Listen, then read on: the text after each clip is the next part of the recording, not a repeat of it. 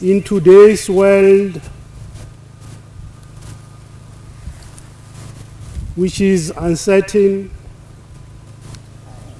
we hope and pray forever that war will never ever come again and visit us. South Africa as a country, we believe that resolutions of problems can never be through the barrel of a gun. Differences must be resolved through negotiations, and that is the spirit that we bring here. It is a very great honor for me to stand close to you and you express the gratitude of France to the nearly 300 South African soldiers lying in the cemetery of Arques La Bataille.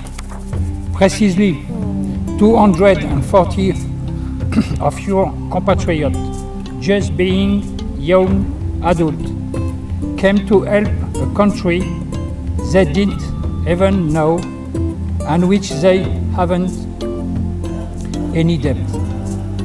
However, we came to France to get involved and share the horror and the fight of the World War I with the French soldiers and other allies.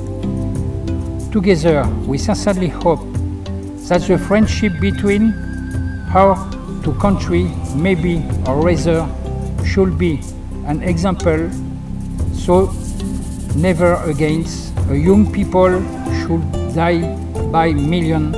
Just be together as we are today.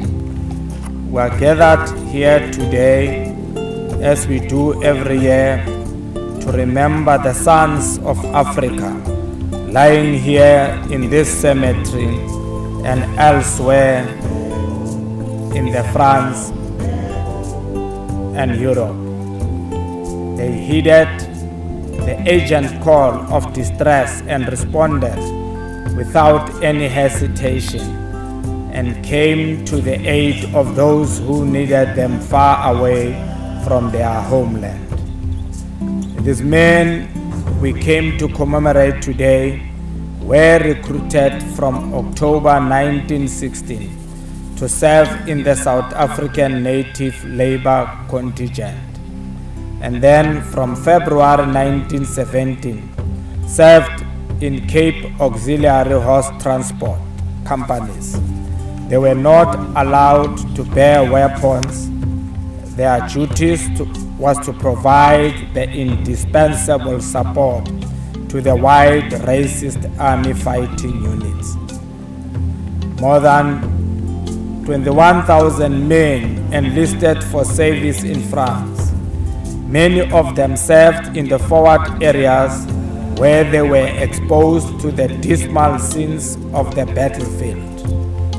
Most, however, served at the major French harbors Le Havre, Boulogne, Calais, and Dunkirk, where they were engaged in offloading the millions of tons of ammunition and supplies necessary for continuing the war on the Western Front. It is important to note that black South Africans were not allowed to fight during the Great War. Those who were deployed to the battlefields were tasked to repair roads, fell trees, dig trenches, etc. Their sacrifice and determination against all odds remain an inspiration to us. Let us not forget that after the First World War, the whole world hoped for lasting peace. That war was supposed to be the war to end all wars.